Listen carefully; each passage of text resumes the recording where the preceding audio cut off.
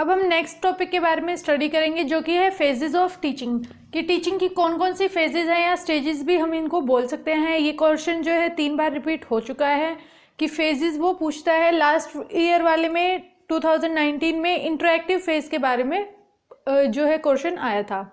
अब जो हम आगे पढ़ेंगे कि प्री एक्टिव फेज, इंटरैक्टिव और पोस्ट एक्टिव फेज किसे कहते हैं। प्री एक्टिविटी, क्लासरूम के अंदर जाने से पहले की जो एक्टिविटी होती है उनको हम प्री एक्टिविटी कहते हैं। उसके बाद आता है इंटरैक्टिविटीज़, यानी कि वो एक्टिविटीज़ जो कि हम क्लासरूम के अंदर परफॉर्म कर रहे हैं। और जो पोस्ट एक्टिविटीज़ होती हैं वो कौन सी फेज होती हैं, जिसके अंदर हम जितना भी हमने स्टडी कराया है हम उसको एवल्यूट करेंगे कि एक्चुअल में क्या रिजल्ट रहा, कि जो हमने पढ़ाया वो कितना समझ आया या नहीं। सबसे पहले आता है प्री एक्टिव के अंदर हमें मेन क्या काम करना होता है, प्लानिंग का काम करना होता है। हम प्लानिंग करते हैं प्री एक्टिव स्टेज के अंदर। सिंपल वर्ड से याद रखना है, प्री एक्टिव यानी कि क्लास के अंदर जाने से पहले की एक्टिविटी, इंटरएक्टिविटी यानी कि क्लासरूम के अंदर एक्टिविटी, और पोस्ट एक्टिविटी यानी कि क्लासरूम के बाद की एक्टिविटी, मतलब हमने पढ़ा दिया है उसके बाद की एक्टिविटी। ये तीनों एक्टिविटीज़ के नाम से ही आप उसको अच्छे से डिफाइन कर पाएंगे। सबसे पहले आता है प्लानिंग। प्लानिंग करने के लिए अगर हमें क्लासरूम के अंदर क्या पढ़ाना है उसके लिए प्लानिंग करनी होती है।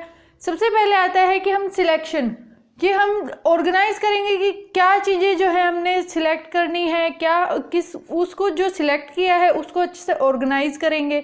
आज जैसे कि सिलेक्शन में मैंने एक चैप्टर उठाया है जो कि हमें कराना है, उसके बाद मैं उसको ऑर्गेनाइज करूँगी। अगर वो जो है थोड़ा सा आगे पीछे चैप्टर दिया गया है तो उसको हम ऑर्गेनाइज करेंगे। फिर उसके बाद आएगा जस्टिफिकेशन ऑफ प्रिंसिपल्स या फिर टीचिंग मैक्सिमस बोलते हैं। इसके अंदर क्या होता है कि हम कौन से रूल्स को फॉलो करेंगे टीचिंग कराते हुए। उसके बाद आता है सिलेक्शन ऑफ टीचिंग मेथड, कि किस मेथड से जो है हमें टीचिंग करानी है, क्या हमें टीचिंग एड्स वगैरह का यूज़ करना है। उसके बाद आता है डिसीजन, कि फाइनली जो है हम क्लासरूम में एंटर करने से पहले जो हम प्रिपेयर करेंगे वो क्या है, हमारा डिसीजन होगा। कि डिसीजन के अंदर हम ये देखेंगे कि क्या हमने प्रिपरेशन की है और कैसे हम जो है एवल्यूट करेंगे, किसी भी मतलब जो हमने स्टडी कराएंगे उसको कैसे एवल्यूट किया जाएगा, ये हम जो है डिसीजन के अंदर देखेंगे। और कंप्लीट हमारा यहाँ पर जो है प्लानिंग वाला प्रोसेस कंप्लीट हो जाएगा। उसके बाद आता है इंटरैक्टिव फेज।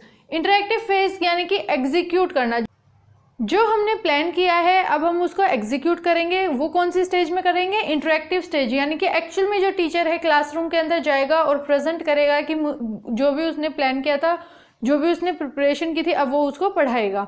सबसे पहले आता है इसके अंदर setting up of the class. Setting up of the class सबसे पहले ये चीज़ है कि वो देखेगा कि क्लास के अंदर कितना साइज है, कैसे कैसे बच्चे बैठे हैं क्लास के अंदर, कौन से ऐसे बच्चे हैं जो कि नॉइस क्रिएट कर सकते हैं पढ़ाते हुए, यानी कि डिस्टर्बेंस क्रिएट करेंगे।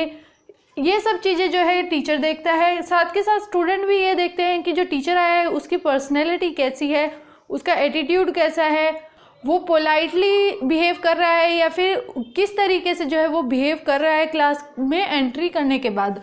उसके बाद आता है नोइंग द लर्नर्स। अब जो टीचर होगा वो लर्नर्स के बारे में जानेगा सबसे पहले कि लर्नर्स कैसे हैं, ये मैं आपको ऑलरेडी बता चुकी हूँ। नोइंग द लर्नर्स यानी कि इसके अंदर हम बस ये जानेंगे कि कौन कौन है, क्या है, किस तरीके से बच्चों को पढ़ाना है, वो ये समझ नोइंग द लर्नर्स, यानी कि जब वो लर्नर्स को पहचानने लगेगा उस टाइम पे उसको पता चलेगा। स्टार्ट टीचिंग के अंदर जो है एक्चुअल इंटरेक्शन होगा टीचर के बीच में और लर्नर के बीच में, यानी कि वो वर्बली इंटरेक्ट करेंगे एक दूसरे के साथ और उससे जो है ये पता चलेगा कि जो हम प्लान बनाया है अब हम उसको अच्छी तरीके से एग्जीक्यूट कर पा रहे हैं या नहीं। जब वर्बली जो है क्वेश्चन आंसर्स होने लगेंगे उस टाइम को हम कहेंगे कि जो टीचिंग है वो स्टार्ट हो गई है। अब आता है हमारा पोस्ट एक्टिविटी। पोस्ट एक्टिविटी के अंदर जो है हम एवल्यूशन का काम करते हैं, यानी कि एवल्यूट करते हैं कि जो हमने पढ़ाया है वो बच्चों को समझ आया है या नहीं आया। सबसे पहले इसमें आता है एवल्यूशन एक्टिविटीज़। एवल्यूशन एक्टिविटीज़ जैसे कि टेस्ट होते हैं, क्विज वगैरह होती हैं, इनके थ्रू जो है हम एवल्यूशन करते हैं कि जो हमने स्टडी कराया है वो समझ आया या नहीं। अब जैसे कि कुछ बच्चे ऐसे होते हैं, 100 स्टूडेंट की क्लास है, अगर 50% जो स्टूडेंट है वो क्या दिखा रहे हैं, अच्छा स्कोर दिखा रहे हैं, जबकि 25% लोग जो हैं ऐसा एवरेज स्कोर दिखा रहे हैं हमें, और जो 25 है वो लो स्कोर दिखा रहे हैं। ओवरऑल यानी कि हम ये कह सकते हैं कि 75% क्लास को जो है हमारा पढ़ाया हुआ समझ आ रहा है, 25% को नहीं आ रहा है, यानी कि हमें कुछ ना कुछ उसके अंदर चेंज लाने की ज़रूरत है। ये जो है एवोल्यूशन एक्टिविटी के थ्रू हमें पता चलता है। Summing up of teaching task, जब हम एवोल्यूशन भी कंप्लीट कर लेते हैं तो उसके बाद जो है हमारी क्लास जो है एंड होती है, यानी कि अब हमने जो है एक्चुअल में पता लगा लिया है कि कहाँ पर हमारी कमी रह गई है, किस तरीके से हमें अगली बार जो हम स्टडी कराएंगे तो वो किस तरीके से कराना है।